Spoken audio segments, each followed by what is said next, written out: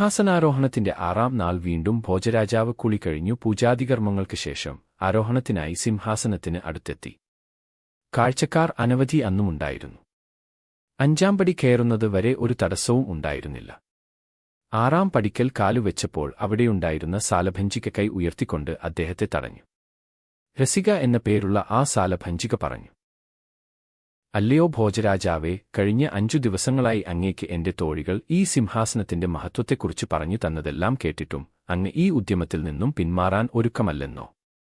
ഇതുകേട്ട് വിക്രമാദിത്യൻ പറഞ്ഞു, നിങ്ങളുടെയൊക്കെ മഹാസ്വാമിയായ വിക്രമാദിത്യൻ വാണ സിംഹാസനമാണ്. അദ്ദേഹം വളരെ കേമനായിരുന്നു. ഒക്കെ ശരിയായിരിക്കാം. അതുപോലെ എത്രയോ രാജാക്കന്മാർ വേറെയും ഉണ്ടല്ലോ. അതിൽ ഒരാളായി എന്നെ കണ്ടാൽ പോരെ?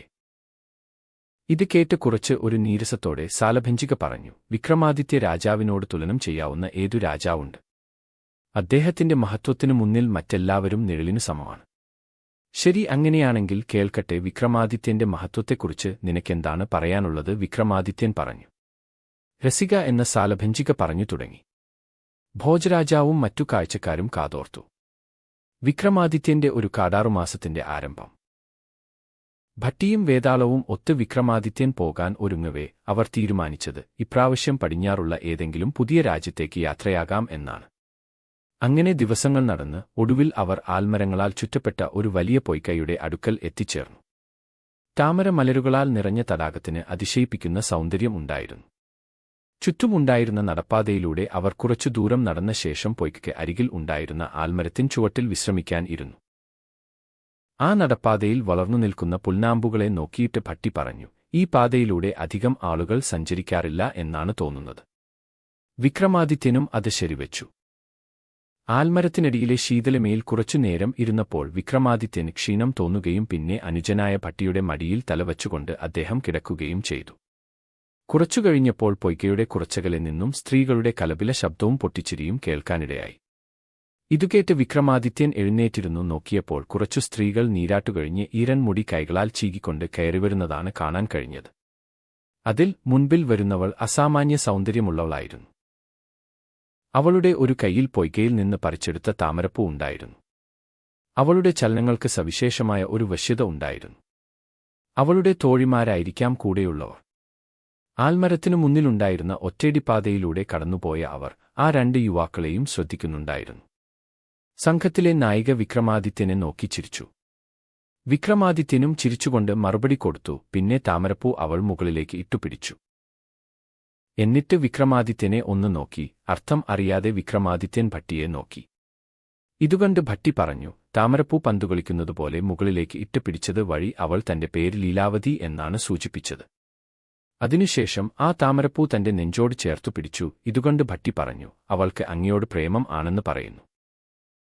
അവൾ ആ താമരപ്പൂ മേലെ കൈതൊട്ട് തന്റെ നെറ്റിയിൽ ഒരു കുറി വരച്ചു. അതുകൊണ്ട് ഭട്ടി പറഞ്ഞു, അവളുടെ അച്ഛന്റെ പേര് തിലക്വത്മൻ എന്നാണ് സൂചിപ്പിക്കുന്നത്. അവസാനമായി അവൾ നിലത്ത് കുറച്ചു മണൽ കൂട്ടിയിട്ട് അതിനുമേലെ അവിടെ കിടന്നിരുന്ന ഒരു ഓടിന്റെ കഷ്ണം എടുത്തുവച്ചതിനുശേഷം താമരപ്പൂ അതിനുമേൽ വച്ചു നടന്നതെന്നു. ഈ വഴി നടന്നുപോയാൽ ഓടിട്ട ഒരു ഭവനം ഉണ്ട്. അതിന്റെ മുകളിലെ നിലയിലാണ് അവളുടെ താമസം എന്നാണ് അവൾ കാണിക്കുന്നത്. ഈ രീതിയിൽ ഭട്ടി അവളുടെ മനസ്സിലുള്ളത് മുഴുവനും വിക്രമാദിത്യന് പകർന്നു കൊടുത്തു. വിക്രമാദിത്യൻ സ്വസ്ഥാനത്തുനിന്നും എഴുന്നേറ്റു. അദ്ദേഹം ഭട്ടിയോട് പറഞ്ഞു, ഈ 16 മാസം നമുക്ക് ഇവിടെ തന്നെ തീർക്കാം എന്നു തോന്നുന്നു. ഇത് കേട്ട് ഭട്ടി പുഞ്ചിരിച്ചുകൊണ്ട് പറഞ്ഞു, അങ്ങേക്ക് അങ്ങനെ തോന്നുന്നുണ്ടെങ്കിൽ നമുക്ക് ഇവിടെ തന്നെ കൂടാം. അല്പസമയത്തിനകം അവർ ആ ഒറ്റയടി പാതയിലൂടെ മുന്നോട്ടു നീങ്ങി. കുറെ നടന്നു കഴിഞ്ഞപ്പോൾ അവർ ചേടി എന്ന രാജ്യത്ത് എത്തി. വീഥിയുടെ ഇടതുവശത്തായി 2 നിലയുള്ള മുകളിൽ ഓടിട്ട ഒരു കെട്ടിടം അവർ കണ്ടു. അന്വേഷിച്ചപ്പോൾ അത് തിലകപത്മൻ എന്ന രത്നവ്യാപാരിയുടെ ഗൃഹമാണെന്നു അറിയാൻ കഴിഞ്ഞു. അടുത്ത നാൾ വിക്രമാദിത്യനും ഭട്ടിയും വൃദ്ധരായ പണ്ഡിതരുടെ വേഷമെടുത്ത് നേരെ ആ ഗൃഹത്തിലേക്ക് കയറിച്ചെന്നു. തിലക്പത്മൻ എന്ന രത്നവ്യാപാരി വലിയ ധനികനും അതേസമയം അതിഥി സൽക്കാരപ്രിയനും ആയിരുന്നു. 2 പേരെയും സ്വീകരിച്ചിരുത്തി അവർക്ക് ഭക്ഷണം വിളമ്പാൻ മകളോട് പറഞ്ഞു. മുന്നിൽ ഇലയിട്ട് ചമ്രം പടിഞ്ഞിരിക്കുന്ന വൃദ്ധ പണ്ഡിതർക്ക് ലീലാവതി ആഹാരം വിളമ്പി. വേഷം മാറിയെത്തിയെങ്കിലും ലീലാവതിക്ക് വിക്രമാദിത്യനെ വേഗം മനസ്സിലായി. അവൾ ഭക്ഷണം വിളമ്പുന്നതിനിടെ തിലകപത്മൻ അവരോട് ചോദിച്ചു, നിങ്ങൾ എവിടെയാണ് താമസിക്കുന്നത്? താമസിക്കാൻ ഒരു ക്ഷേത്ര സങ്കേതം തങ്ങൾ കണ്ടെത്തിയിട്ടുണ്ടെന്ന് ഭട്ടി പറഞ്ഞു. ഉടനെ തന്നെ ഭട്ടിയുടെ ഇലയിൽ ലീലാവതി ഒരു ചെറിയ കഷ്ണം കരിമ്പ് വിളമ്പി. ഭട്ടി മനസ്സിലായ പോലെ തല കുലുക്കിയിട്ട് ആ കരിമ്പ് ഭക്ഷിച്ചു. ഭക്ഷണം എല്ലാം കഴിഞ്ഞതിനുശേഷം തിലക്പത്മനോട് നന്ദി പറഞ്ഞു അവർ രണ്ടുപേരും പുറത്തേക്കിറങ്ങി. പോകുമ്പോൾ വിക്രമാദിത്യൻ ചോദിച്ചു, നമുക്ക് താമസിക്കാൻ ഒരു ഇടം കണ്ടെത്തണമല്ലോ. ഭട്ടി പറഞ്ഞു, അവിടെ ക്ഷേത്രത്തിനടുത്ത് മധുരനായകി എന്നു പേരുള്ള ലീലാവതിയുടെ ഒരു ദാസിയുടെ വീടുണ്ട്, നമുക്ക് അവിടേക്ക് പോകാം. ഈ വിവരം നിനക്ക് എവിടെ നിന്ന് കിട്ടി?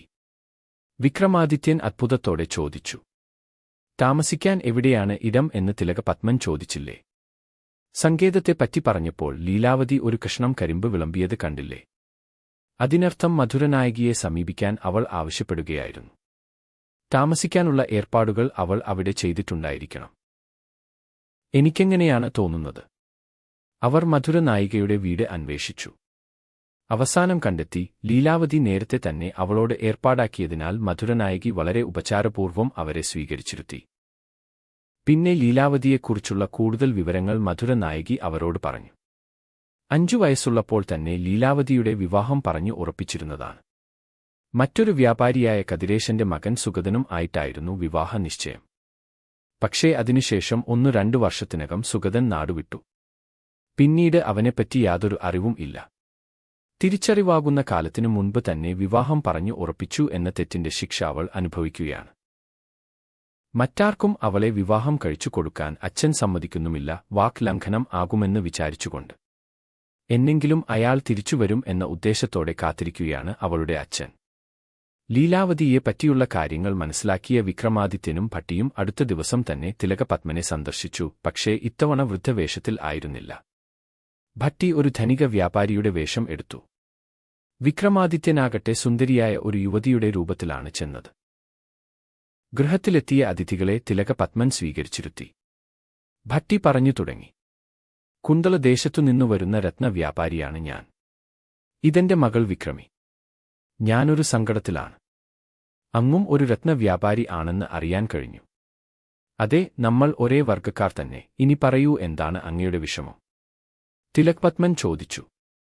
എന്റെ മകൾ വിക്രമയുടെ വിവാഹം അവൾക്ക് 5 വയസ്സുള്ളപ്പോൾ കഴിഞ്ഞതാണ്. പക്ഷേ ഇവളുടെ ഭർത്താവ് ആനന്ദൻ ചെറുപ്പത്തിൽ തന്നെ നാടുവിട്ടുപോയതാണ്. ഇതുവരെയും തിരിച്ചെത്തിയിട്ടില്ല. അയാളെ തേടിപ്പിടിക്കാനുള്ള ഉദ്ദേശത്തോടെ ഇറങ്ങിപ്പുറപ്പെട്ടതാണ്. പക്ഷേ ഇവളെയും കൂട്ടി രാജ്യം മുഴുവൻ സഞ്ചരിക്കുക എളുപ്പമല്ല. അതിനാൽ ഞാൻ പോയി വരുന്നതുവരെ എന്റെ മകളെ അങ്ങയുടെ ഗൃഹത്തിൽ പാർപ്പിക്കണം, ഭട്ടി അഭ്യർത്ഥിച്ചു. ഇത് കേട്ട് അതിശയത്തോടെ തിലകപത്മൻ പറഞ്ഞു. അത്ഭുതമായിരിക്കുന്നല്ലോ. എനിക്കും അങ്ങയുടെ അതേ അനുഭവം തന്നെയാണ്. എന്റെ മകളുടെ വിവാഹ നിശ്ചയം ചെറുപ്പത്തിലെ കഴിഞ്ഞതാണെങ്കിലും അയാൾ ഇപ്പോൾ സ്ഥലത്തില്ല. എന്റെ മകൾക്കും അവൾ ഒരു കൂട്ടാകും. രണ്ടുപേരും ഒരേ തരത്തിലുള്ള വിഷമം അനുഭവിക്കുന്നവർ ആണല്ലോ. അങ്ങനെ വിക്രമിയെ ആ ഗൃഹത്തിൽ താമസിക്കാൻ വിട്ടുകൊണ്ട് ഭട്ടി തിരികെ മധുരനായകിയുടെ വീട്ടിൽ തിരിച്ചെത്തി. വിക്രമിയെ ലീലാവതി പുഞ്ചിരിയോടെ സ്വീകരിച്ചു. തന്റെ മാളികയിൽ തന്നെ അവൾക്ക് താമസ സൗകര്യം നൽകി. ഒരുനാൾ ചേടി രാജാവ് നഗരപ്രദക്ഷിണത്തിന് ഇറങ്ങിയ നേരം. സാധാരണയായി രാജാവ് നഗരപ്രദക്ഷിണത്തിനിറങ്ങുമ്പോൾ പാതയുടെ 2 ഓരങ്ങളിലും ആബാലവൃദ്ധം ജനങ്ങൾ അദ്ദേഹത്തെ ഒരു നോക്ക് കാണുന്നതിനായി നിൽക്കാറുണ്ട്. രാജാവ് ആണെങ്കിൽ കുതിരവണ്ടിയിൽ ഉയർത്തിക്കെട്ടിയ പീഠത്തിൽ ഇരുന്നുകൊണ്ട് എല്ലാവരുടെയും അഭിവാദ്യങ്ങൾ സ്വീകരിക്കും. അങ്ങനെ മുന്നോട്ടു നീങ്ങവേ തിലകപത്മന്റെ വീടിനടുത്ത് എത്തിയപ്പോൾ മുകളിലെ നിലയിലെ മട്ടുപ്പാവിൽ പുറം തിരിഞ്ഞു നിൽക്കുന്ന 2 സ്ത്രീകളെ കാണാനിടയായി. അവർ തിരിഞ്ഞു നോക്കാതെ പരസ്പരം സംസാരിച്ച് ചിരിച്ചു രസിച്ചു നിൽക്കുന്നതാണ് രാജാവിന് കാണാൻ കഴിഞ്ഞത്. അതെ, ഇത്രയും തിരക്ക് നിരത്തിൽ ഉണ്ടായിട്ടും ഈ ബഹളങ്ങൾ ഒന്നും കേൾക്കാതെ അവർ രണ്ടുപേരും കളിച്ചു ചിരിച്ചു പുറം തിരിഞ്ഞു നിൽക്കുന്ന കാഴ്ച രാജാവിന് തെല്ലൊരു അത്ഭുതവും അതിലേറെ കോപവും ഉണ്ടാക്കി.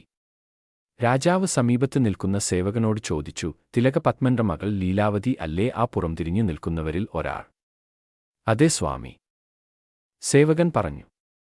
കൂടെയുള്ളത് ആരാ? അത് അവിടെ താമസിക്കുന്ന മറ്റൊരു പെണ്ണ്. അത് മറ്റൊരു രത്നവ്യാപാരിയുടെ മകളാണെന്നാണ് അറിയാൻ കഴിഞ്ഞത് സ്വാമി. കല്യാണ ചെക്കൻ മടങ്ങി വന്നോ? രാജാവ് വീണ്ടും ചോദിച്ചു. ഇല്ല സ്വാമി, സേവകൻ പറഞ്ഞു. എന്ന് രാജാവ് ഒന്ന് അമർത്തി മൂടി. പ്രായപൂർത്തിയായിട്ടും വിവാഹം കഴിക്കാൻ ആകാതെ വിഷാദിച്ചു കഴിയുന്ന പെണ്ണാണ് ലീലാവതി എന്നാണ് കേട്ടിട്ടുള്ളത്. പക്ഷേ താൻ കാണുന്നത് ആനന്ദത്തോടെ ആമോദിച്ചു കളിച്ചു ചിരിച്ചുല്ലസിക്കുന്ന ലീലാവതിയാണ്. അതിനർത്ഥം അവൾക്ക് ആരോടോ താൽപ്പര്യം ഉണ്ടെന്നല്ലേ? അതോ രഹസ്യമായി ആരെങ്കിലുമായി അവളുടെ വിവാഹം നടന്നുവോ? രാജാവ് വെറുതെ ചിന്തിച്ചു. അന്നുതന്നെ രാജാവ് തിലകപത്മനെ കൊട്ടാരത്തിൽ വിളിപ്പിച്ചു. എന്നിട്ട് ചോദിച്ചു, നിങ്ങളുടെ മകളുടെ ഭർത്താവ് മടങ്ങി വന്നുവോ? ഇല്ല തിരുമേനി, ഇതുവരെയും മടങ്ങി വന്നിട്ടില്ല.